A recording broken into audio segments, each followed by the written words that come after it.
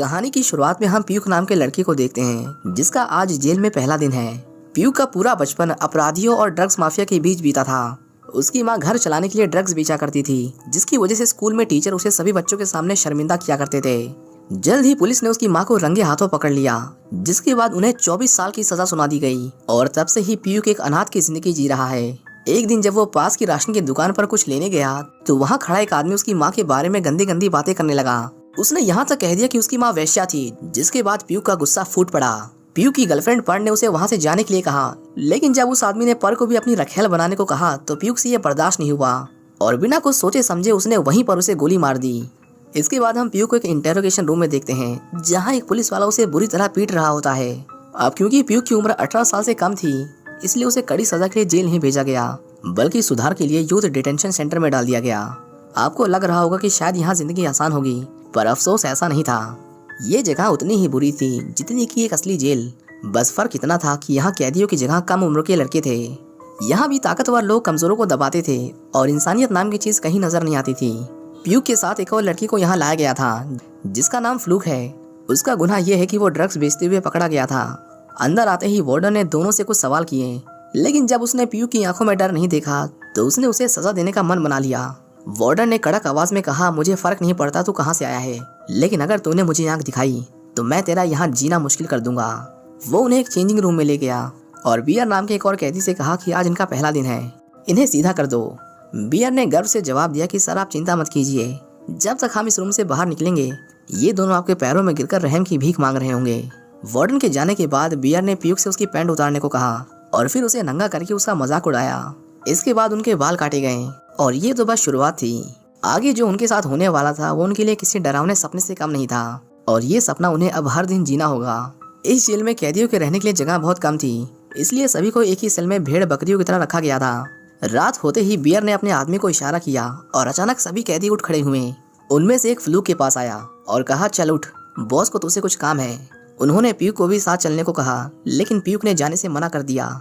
इसके बाद फ्लूक को जबरदस्ती उठाया गया और उसे बियर के सामने खड़ा किया गया। बेचारा फ्लूक हाथ जोड़कर उन सबसे रहम की भीख मांग रहा था, लेकिन कोई भी उसकी मदद के लिए आगे नहीं आया। बियर ने कहा, डर मत, आज तेरा पहला दिन है, धीरे धीरे तुझे इसकी आदत हो जाएगी। बियर ने उसे 2 ऑप्शन दिए। पहले ऑप्शन में उसने फ्लूक से गंदी डिमांड की और कहा, अगर तू ये करेगा तो तू मेरी प्रॉपर्टी बन जाएगा, और अगर तू मना करता है तो मैं तुझे यहाँ मौजूद हर एक आदमी की रखेल बना दूंगा। फ्लूक बेहद डरा हुआ था और इस डर के आगे उसने आखिरकार हार मान ली। इसी बीच सबने मिलकर पीयूष पर लात घूंसे बरसाना शुरू कर दिया।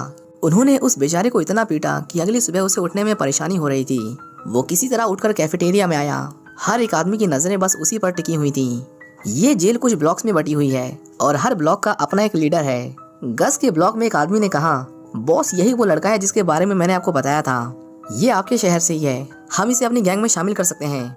पीयूष जब काउंटर पर पहुंचा तो बावर्ची ने उसे बताया कि खाना खत्म हो गया है, अब कल आना। पीयूष नीचे का जला हुआ खाना खाने के लिए तैयार था, लेकिन जैसे ही बावर्ची ने उसकी प्लेट में बचा हुआ खाना डाला, पीयूष ने तुरंत उसका हाथ पकड़ लिया, क्योंकि वो उसका खाना गिराने की कोशिश कर रहा था। पीयूष ने पूछा, तुम लोग मेरे साथ ऐसा क्यों कर रहे हो? जिस पर बावर्ची ने जवाब दिया कि अगर हर चीज में अपनी नाक अड़ाओगे तो उसकी कीमत तो चुकानी पड़ेगी।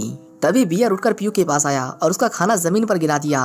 गस के आदमी को लगा कि अब तो ये लड़ाई जरूर करेगा, लेकिन पीयूष ने कुछ नहीं किया और चुपचाप जमीन से खाना उठाकर खाने लगा। सबको लगा कि वो पागल है, लेकिन गस ने कहा उसने सही किया, अगर मैं उसकी जगह होता तो मैं भी यही करता, क्योंकि अगर वो खाएगा नहीं तो भूखा मर जाएगा। इसके बाद सभी कैदियों को नहाने के लिए ले जाया जाता है। पीयूष चुपचाप नहा रहा था, तभी बियर और उसके लोग उसे घेर लेते हैं। बियर ने कहा, तुझे क्या लगता है यहाँ तू हर चीज फ्री में इस्तेमाल करता रहेगा और हम बस देखते रहेंगे? यहाँ हर चीज का बिल देना पड़ता है। उन्होंने पीयूष को घुटने के बल बैठने को कहा, लेकिन जब उसने मना किया तो उसके साथ जबरदस्ती की गई। उनके रूल्स के अकॉर्डिंग पीयूष को 5 लातें खानी थी। पहली लात बियर ने मारी। इसके बाद उन्होंने फ्लूक को बुलाया और कहा, इसे मार। फ्लूक ने मना किया तो उसे धमकी दी गई कि अगर उसने पीयूष को नहीं मारा तो उसे भी वही सजा भुगतनी होगी जो इस लड़के को दी जा रही है। फ्लूक को आखिरकार उनकी बात माननी पड़ी, लेकिन वो पीयूष को ज्यादा चोट नहीं पहुंचाना चाहता था, इसलिए उसने उसे हल्के से लात मारी।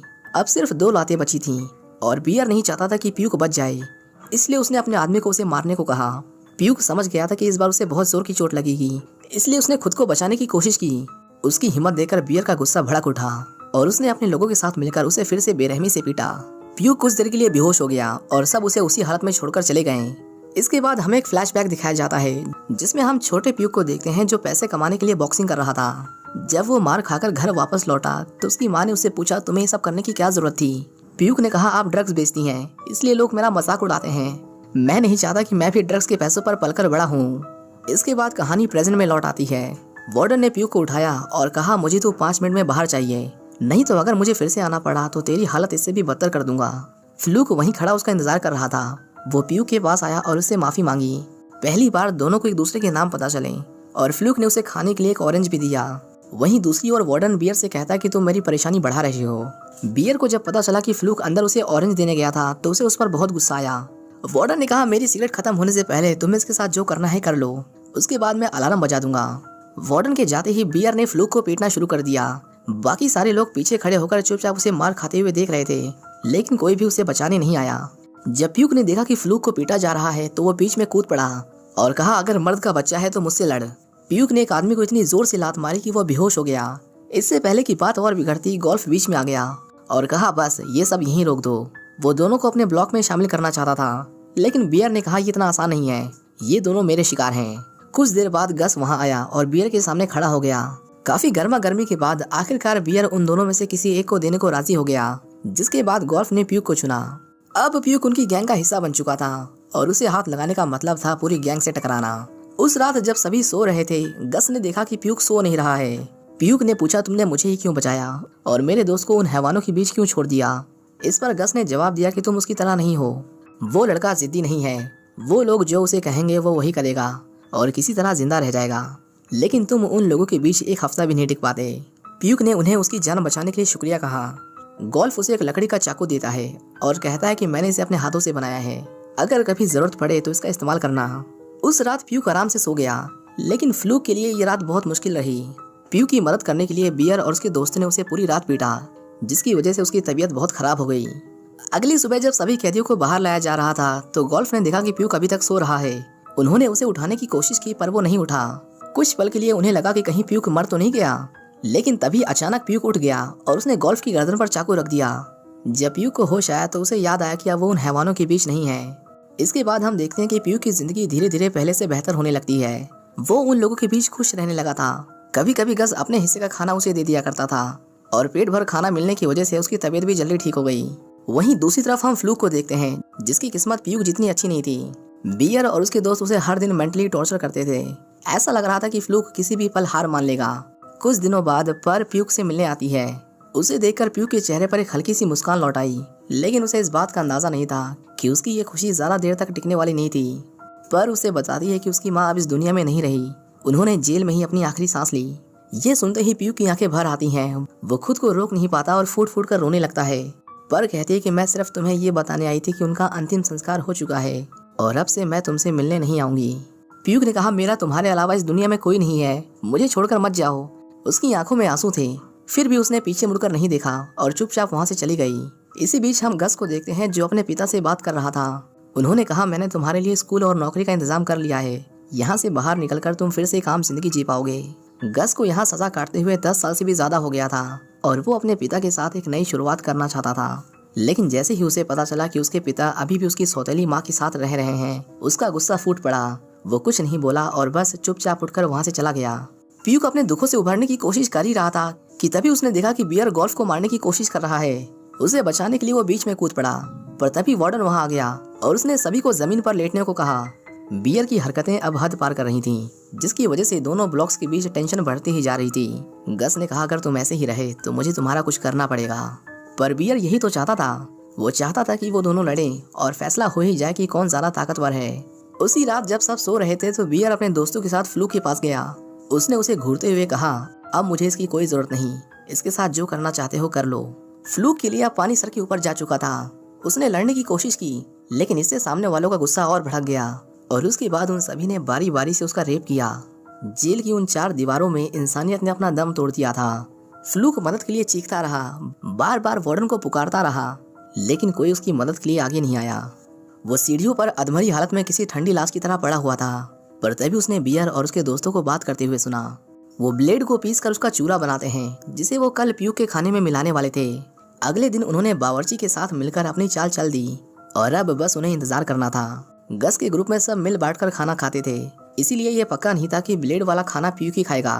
बियर ने कहा कोई भी मरे उसे फर्क नहीं पड़ता, बस कोई ना कोई आज मरना चाहिए।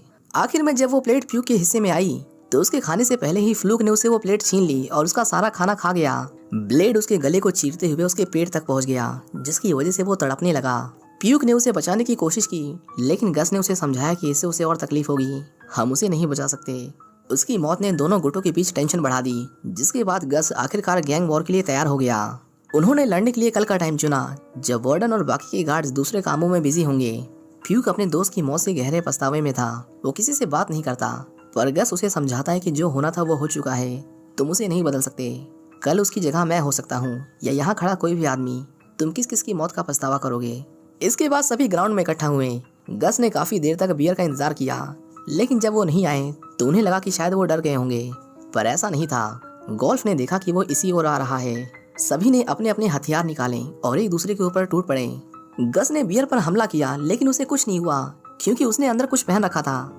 इसके बाद उसने गस को कई बार स्टैब किया। उनकी चीख पुकार सुनकर गार्ड्स ने तुरंत अलार्म बजाया, जिसके बाद वार्डन ने उनकी लड़ाई रुकवाई। उसने बारी बारी सभी को डंडे से पीटा, लेकिन कोई भी ये नहीं बताता कि ये फाइट किसने शुरू की थी। आखिर में सबको अपने अपने ब्लॉक में भेज दिया गया। पीयूक ने देखा कि गस इतनी गर्मी में भी कंबल ओढ़कर सो रहा था। जब उसने गस के माथे को छुआ तो पाया कि उसे बहुत तेज बुखार था। उसकी चोट देखते ही उन्होंने मदद के लिए चिल्लाना शुरू कर दिया। उसके पेट में कोई नुकीली चीज फंस गई थी। गोल्फ ने उसे निकालने की कोशिश की, पर उससे होने वाला दर्द गस के लिए बर्दाश्त से बाहर था। उधर पीयूक लगातार मदद की गुहार लगाता रहा, लेकिन सभी उसे जानबूझकर नजरअंदाज कर रहे थे। गस समझ चुका था कि अब उसके पास ज्यादा वक्त नहीं बचा। उसने पीयूक को देखा और कहा, ये सब लोग भी हमारी तरह ही हैं। इनका ना कोई घर है ना कोई परिवार। मेरे बाद ये सब तुम्हारे भरोसे हैं, इनका ख्याल रखना। उस रात गस ने अपनी आखिरी सांसें ली और उसकी मौत के साथ ही चारों ओर सन्नाटा पसर गया। जब गस के पिता को पता चला कि उनका बेटा अब इस दुनिया में नहीं रहा तो वो पूरी तरह टूट गए। उन्होंने 10 साल उसके रिहा होने का इंतजार किया था, और जब गस को बाहर निकलने में सिर्फ कुछ दिन बचे थे तो इन दरिंदों ने उनके बेटे को मार डाला। गस की मौत का बदला लेने के लिए वो दोनों बियर को मारने गए, पर ऐन मौके पर उन्हें पकड़ लिया गया। बियर चाहता तो पीयूक को उसी वक्त खत्म कर सकता था, लेकिन उसने उसे एक ऑप्शन दिया। उसने कहा, मुझे मारना है तो लड़ना पड़ेगा, बता लड़ेगा। उसे यकीन था कि पीयूक में इतनी हिम्मत नहीं होगी, लेकिन पीयूक ने उसकी आंखों में आंखें डालकर उसका चैलेंज एक्सेप्ट कर लिया। गोल्फ ने फाइट के लिए कल का दिन चुना और उसने ये तक भी कह दिया कि अगर ये हारा तो तू मुझे भी मार सकता है। शाम को पीयूक फाइट की तैयारी करता है। जब वो अपने ब्लेड में धार लगा रहा था तो उसने गोल्फ से कहा कि मैंने सुना है कि जब लोग मरने वाले होते हैं तो वो अपनी माँ को याद करते हैं। उसे लगता है कि कल वो मरने वाला है क्योंकि उसे माँ की बहुत याद आ रही है।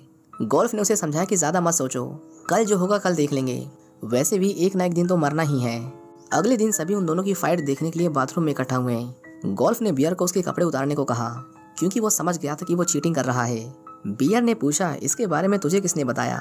क्या कल रात गस का भूत आया था तेरे सपनों में? हाथ में ब्लेड मिलते ही वो पीयूक पर टूट पड़ा। उसे पूरा यकीन था कि वो उसे मार देगा। वहीं पीयूक का डर धीरे धीरे उस पर हावी होने लगा था। पहला चाकू लगते ही उसका डर और बढ़ गया।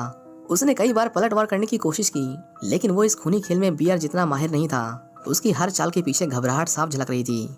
आखिर में उसने अपने ब्लेड को पीछे खींच लिया और उन दिनों को याद किया जब वो बॉक्सिंग किया करता था। कैसे हर पंच से पहले उसका दिमाग चलता था, हाथ नहीं। जैसे ही उसे मौका मिला उसने फुर्ती से बियर के पैर पर वार किया। बियर लड़खड़ाया और जमीन पर गिरते ही पीयूक ने बिना रुके उसके पेट में कई बार चाकू घोंप दिए। बियर का दोस्त मदद के लिए आगे बढ़ा, लेकिन गोल्फ ने उसे जोर से धक्का देकर रोक लिया। आखिर में पीयूक ने उसका गला दबाकर उसकी आखिरी सांस भी उससे छीन ली। कुछ देर बाद वहाँ गार्ड्स आए और उन्होंने सभी को अपनी सेल में जाने को कहा। वार्डन ने तीनों को डंडों से पीटा और गुस्से में कहा कि तुम गंदी नाली के कीड़े जब खुद अपनी जिंदगी के बारे में नहीं सोचते तो कैसे उम्मीद कर सकते हो कि हम तुम्हारे बारे में सोचें। उन्हें पीटने के बाद उसने उन दोनों को सेल में बंद कर दिया। गोल्फ ने कहा, ज्यादा सोचो मत, हमने कुछ गलत नहीं किया। उसके मरने से यहाँ की जिंदगी आसान ही हुई है। अगली सुबह जब गोल्फ की आंखें खुली तो उसने देखा कि पीयूक पूरी रात जागकर बाहर देख रहा था। कुछ समय बाद वार्डन वहाँ आया, लेकिन इस बार उसके हाव भाव कुछ अलग ही थे। वो उन दोनों के लिए खाना लाया था और वो भी बहुत टेस्टी खाना। उसने कहा, अगर तुम हमेशा यही खाना चाहते हो तो तुम्हें यहाँ से जाना होगा। जब तक तुम यहाँ हो तुम्हारी जिंदगी बेहतर नहीं होने वाली। वार्डन उन दोनों को बाहर ले गया और उन्हें बताया कि उन्हें अलग अलग जेलों में ट्रांसफर किया जा रहा है, जहाँ की जिंदगी यहाँ से लाख गुना बेहतर है। गोल्फ और पीयूक ने वार्डन को उनकी दरिया दिली के लिए थैंक यू कहा और जब उन्हें गाड़ी में बैठाया जा रहा था तो दोनों ने एक दूसरे को आखिरी बार देखा और मन ही मन एक दूसरे को अलविदा कहा। पीयूक ने यहाँ रहकर जिंदगी के बारे में बहुत कुछ सीखा था, लेकिन अब उसे अपने आगे की सजा अकेले काटनी थी। वार्डन ने उन्हें ये उम्मीद देकर तो भेजा था कि दूसरी जेल में उनकी जिंदगी बेहतर होगी, लेकिन इस बात में कितनी सच्चाई थी ये तो वहाँ जाकर ही पता चलेगा। उम्मीद करता हूँ कि आपको ये कहानी पसंद आई होगी। हमें कमेंट्स करके ज़रूर बताएं कि क्या आप ऐसी और प्रिजन मूवीज़ देखना चाहते हैं। आपके सजेशन से हमें मोटिवेशन मिलेगा ऐसी और वीडियोस बनाते रहने का। Thank you for watching. See you in the next one.